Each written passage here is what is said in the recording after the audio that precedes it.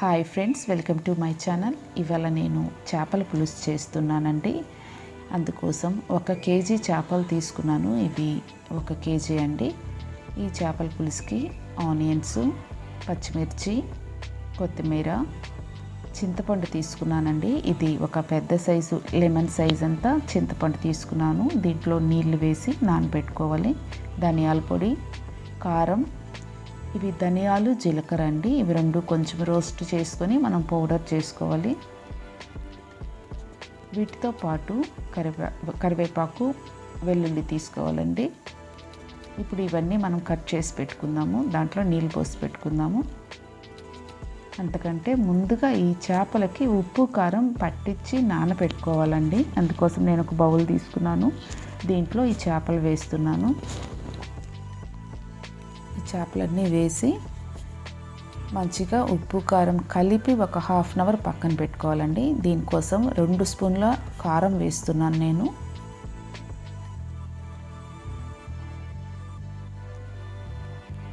ఉప్పు కూడా వేసుకుందాం.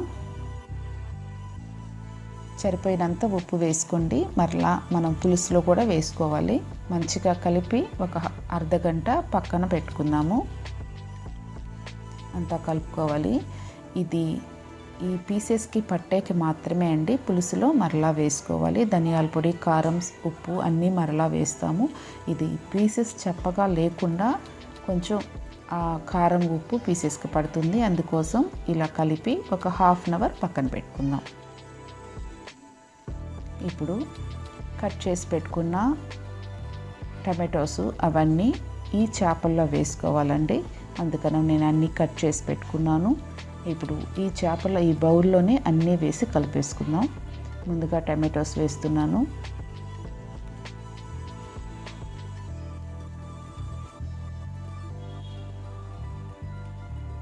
పచ్చిమిరపకాయలు, చింతపండు రసం పోసుకుందామండి. చింతపండు నేను బాగా కలిపి పెట్టుకున్నాను, అది పోస్తున్నాను. ఇవన్నీ పోసి బాగా కలుపుకోవాలి. ఇలా చేస్తే ఏంటంటే ఉప్పు, కారం తెలుస్తుందండి. చేపల కూర అందరికీ మంచిగా రాదు. ఉప్పు, కారం ఏదో ఒకటి తక్కువ ఉంటుంది. ఇలా చేసినట్లయితే మనము ఇక్కడే చూసుకోవచ్చు కారం సరిపోయిందా, ఉప్పు సరిపోయిందా అని. ఇలా కలిపి పెట్టుకొని తర్వాత ఆనియన్స్, తెల్లగడ్డ అవి వేసి తాలింపు పెట్టుకోవచ్చండి. అందుకని నేనైతే ఇలానే చేస్తాను. పర్ఫెక్ట్గా వస్తుంది. ఇప్పుడు నాకు కారం తక్కువైంది, అందుకని నేను కారం వేసుకుంటున్నాను.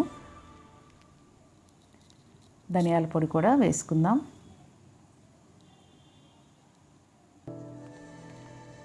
రెండు స్పూన్ల ధనియాల పొడి వేస్తున్నాను.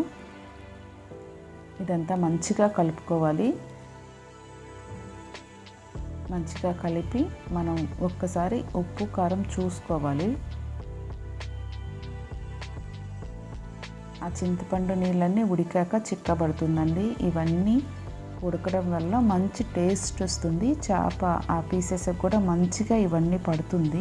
అందుకని కర్రీ టేస్ట్గా వస్తుంది. నేను చూశానండి ఉప్పు తక్కువ ఉంది, అందుకని మరలా నేను ఉప్పు వేసాను. అంతా వేసి మంచిగా కలుపుకుందాం.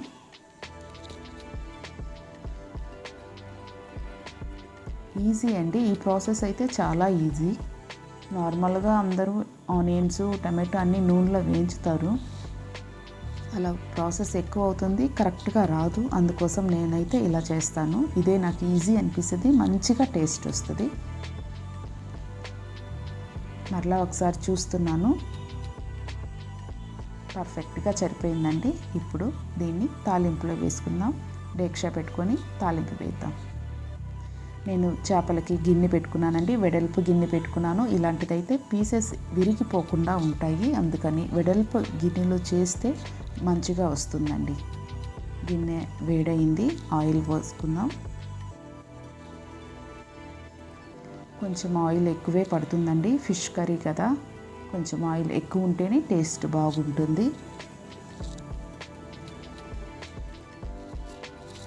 ఆయిల్ వేడయ్యాక దీనిలో ముందుగా దీనిలో మెంతులు వేసుకుందామండి. కొంచెం తీసుకోండి మెంతులు, ఒక చిటికెడు మెంతులు చాలు. మెంతులు వేయడం వల్ల ఫిష్ కర్రీకి ఈ ఫ్లేవర్ బాగుంటుంది, టేస్ట్ బాగుంటుంది. అందుకోసం నేను కొంచెం మెంతులు వేస్తున్నాను.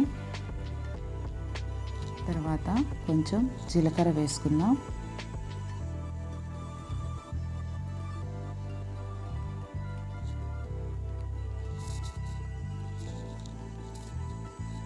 దీనిలో కొంచెం వెల్లుల్లి వేసుకుందామండి.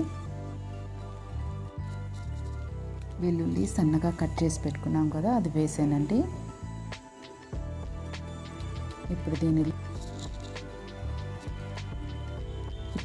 ఇప్పుడు దీనిలో ఆవాలు వేద్దామండి. ఇవి కొంచెం వేగాక ఆనియన్స్ వేసుకుందాము. వెల్లుల్లి కొంచెం ఎర్రగా అవ్వాలండి, తర్వాత ఆనియన్స్ వేసుకుందాం. ఇప్పుడు ఆనియన్స్ వేస్తున్నాను. ఆనియన్స్ కూడా మంచిగా కలర్ రావాలండి, మంచి కలర్ వచ్చేంత వరకు వేయించుకోవాలి.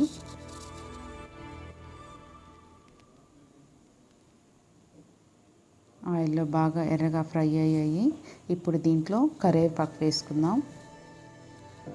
కరివేపాకు ఎక్కువే వేసుకోండి, మంచిగా ఉంటుంది. ఇది కరివేపాకు వేగాక మనము కలిపి పెట్టుకున్న ఈ చింతపండు, చేపలు, ఈ పులుసును వేసేసుకోవాలి. ఇవన్నీ వేసేసి ఒక్కసారి కలుపుకుందామండి. ఒకసారి కలుపుకొని మూత పెట్టి ఉడికించుకోవాలి. మనం అన్నీ వేసేస్తున్నాం దీంట్లో. ఒకసారి అలా కలుపుకొని మీడియం ఫ్లేమ్లో పెట్టుకొని ఒక 10 మినిట్స్ ఉడికించుకుందామండి.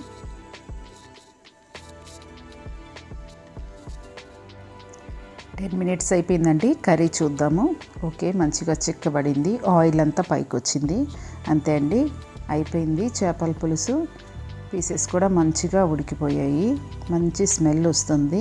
ఇంతే అండి, ఈజీగా చేసుకోవచ్చు ఈ చేపల పులుసు.